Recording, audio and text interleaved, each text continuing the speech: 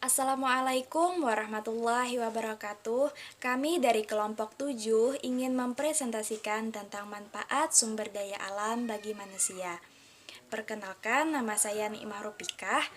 Sumber daya alam adalah segala sesuatu yang sumbernya berasal dari alam dan dapat dimanfaatkan untuk mencukupi kebutuhan dan keberlangsungan hidup manusia. Alam yang menjadi habitat makhluk hidup diantaranya ada tumbuhan, hewan, dan manusia. Merupakan penyedia sumber kehidupan, terutama kebutuhan primer seperti pangan, papan, dan sandang. Sumber daya alam juga meliputi seluruh kekayaan alam, baik berupa biotik maupun abiotik. Sumber daya alam dapat diklarifikasi menjadi beberapa jenis berdasarkan sumber, sifat, dan kegunaannya. Yang pertama, ada sumber daya alam berdasarkan sumbernya. Sumber daya alam berdasarkan sumbernya dibedakan menjadi dua jenis, yaitu komponen biotik dan komponen abiotik. Dari komponen abiotik meliputi seluruh makhluk hidup yang ada di bumi. Contoh sumber daya alam hayati atau biotik adalah tumbuhan, hewan, dan mikroorganisme.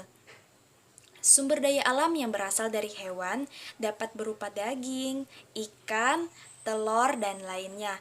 Sedangkan sumber daya alam nabati atau tumbuhan menjadi produsen utama rantai makanan dan dapat berupa oksigen, rumput, daun, sayuran, buah, kayu, biji, getah, rempah-rempah, dan lainnya. Dari komponen abiotik atau benda mati meliputi seluruh unsur yang tidak bernyawa. Contohnya adalah udara, air tanah, sinar matahari, batuan, mineral, bahan pertambangan, dan lain-lain. Assalamualaikum warahmatullahi wabarakatuh. Di sini saya ingin melanjutkan presentasi dari teman saya. 2. Sumber daya alam berdasarkan sifatnya. Sumber daya alam berdasarkan sifatnya dibedakan menjadi dua jenis, yakni sumber daya alam yang dapat diperbaharui dan tidak dapat diperbaharui. Sumber daya alam yang dapat diperbaharui merupakan sumber daya berasal dari alam dan dapat digunakan berkali-kali tanpa khawatir akan ketersediaannya, karena tidak akan habis serta diperbaharui oleh alam terus-menerus. Penggunaan sumber daya alam harus dilakukan secara bijaksana agar kelestariannya tetap terjaga. Contoh sumber daya alam yang dapat diperbaharui. Yang pertama, tumbuhan. Tumbuhan merupakan produsen utama dalam rangkaian rantai makanan.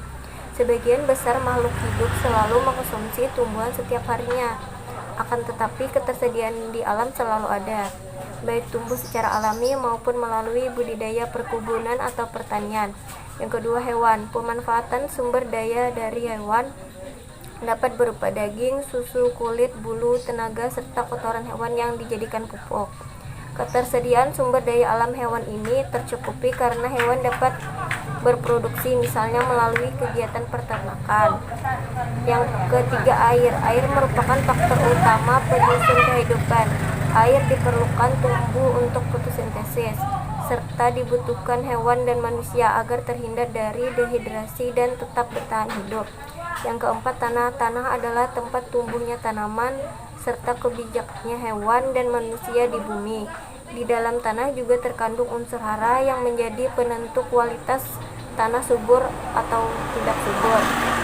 Kesuburan tanah dapat diupayakan melalui pengolahan tanah, pemberian pupuk, pengairan, dan sebagainya. Yang kelima, energi matahari. Energi matahari adalah faktor alam yang dibutuhkan tumbuhan untuk fotosintesis sehingga menghasilkan energi dan makanan. Sinar matahari juga dapat dimanfaatkan sebagai energi alternatif untuk mencukupi kebutuhan listrik manusia. Oke, Assalamualaikum warahmatullahi wabarakatuh. Nama saya adalah Nurhalisa dari kelompok 7. Di sini saya akan menjelaskan tentang sumber daya alam tidak dapat diperbaharui. Sumber daya alam yang tidak dapat diperbaharui adalah sumber daya yang berasal dari alam dalam jumlah terbatas, sehingga bila digunakan secara terus-menerus akan habis atau punah. Penggunaan sumber daya alam yang tidak dapat diperbaharui harus dilakukan secara tepat guna, misalnya produk pertambangan. Contohnya sumber daya alam yang tidak dapat diperbaharui yaitu logam. Jenis-jenis logam seperti emas, besi, tembaga, aluminium, timah, platina, dan nikel yang dimanfaatkan untuk memenuhi kebutuhan manusia merupakan sumber daya alam yang tidak dapat diperbaharui. Selanjutnya yaitu batu bara.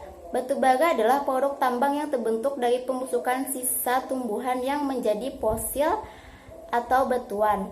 Produk pertambangan ini bisa digunakan manusia sebagai bahan bakar industri. Selanjutnya adalah minyak bumi. Minyak bumi merupakan jasad genetik hewan yang tertimbun selama ribuan tahun pada lapisan bumi. Untuk mendapatkannya harus menggunakan proses penguburan pada area kilang minyak mentah.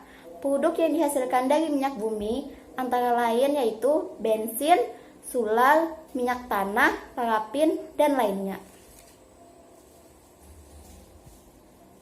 Sumber daya alam berdasarkan kegunaannya. Sumber daya alam berdasarkan fungsi kegunaannya dibedakan menjadi dua, yaitu sumber daya alam penghasil energi dan yang kedua sumber daya alam penghasil bahan baku. Pada sumber daya alam penghasil energi adalah keseluruhan kekayaan alam yang dapat menghasilkan energi untuk kebutuhan manusia.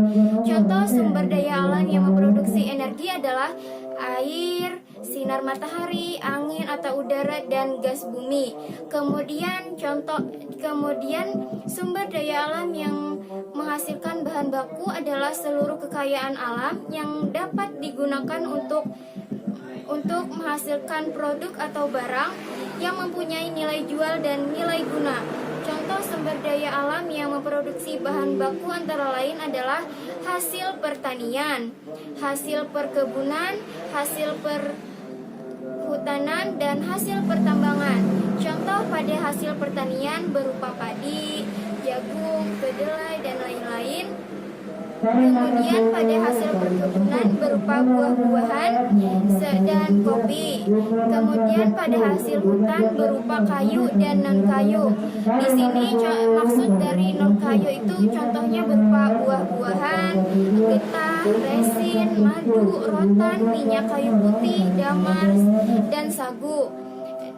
Kemudian hasil kayu berupa kayu bulat dan kayu olahan. Kemudian hasil pertambangan berupa logam, batuan, batu bara, dan timah atau masih banyak lagi yang lainnya. Assalamualaikum warahmatullahi wabarakatuh. Perkenalkan, nama saya Norisa dari kelas 1 F reguler.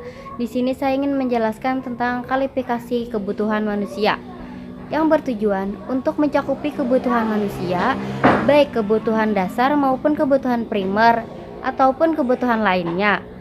Dan yang pertama ingin menjelaskan tentang kebutuhan primer. Kebutuhan primer, kebutuhan manusia yang mutlak harus terpenuhi supaya mencapai kehidupan sehat dan aman. Contohnya seperti sandang, pangan, papan, dan udara bersih. Yang kedua, kebutuhan sekunder. Kebutuhan yang diperlukan manusia untuk mendukung kesejahteraan dan kenikmatan hidup. Contohnya pendidikan, kendaraan, atau hiburan lainnya. Yang keempat adalah kebutuhan tersier. Kebutuhan yang dapat dipenuhi oleh bawang yang tergolong mewah untuk meningkatkan gengsi, derajat, dan martabat. Contohnya seperti mobil mewah dan perhiasan mewah, ataupun lainnya yang bersifat mewah. Oke, selanjutnya yaitu manfaat sumber daya alam bagi manusia. Alam menyajikan berbagai sumber daya yang bermanfaat bagi kehidupan dan kesejahteraan manusia. Berikut ini adalah manfaat sumber daya alam antara lain. Yang pertama yaitu sumber bahan makanan. Sumber bahan makanan yaitu air, tumbuhan, dan hewan merupakan bahan makanan dan minuman yang dibutuhkan oleh manusia dan makhluk lainnya untuk bertahan hidup. Contohnya yaitu air bersih, sayuran, daging, dan sebagainya. Yang kedua yaitu sumber bahan bakar dan energi. Perut bumi menyediakan sumber energi fosil bagi kehidupan manusia. Selain itu, terdapat pula sumber energi alternatif seperti sinar matahari, angin, gelombang laut yang juga dapat dimanfaatkan untuk keperluan energi. Selanjutnya yaitu yang ketiga, pengembangan ilmu dan teknologi. Hadirnya sumber daya alam akan memberikan manfaat dalam pengembangan ilmu pengetahuan serta teknologi. Manusia akan terus berusaha dan berinovasi untuk mencapai kehidupan yang lebih sejahtera. Oke, cukup sekian presentasi dari kami, kelompok 7. Salah hilap mohon maaf. Wassalamualaikum warahmatullahi wabarakatuh.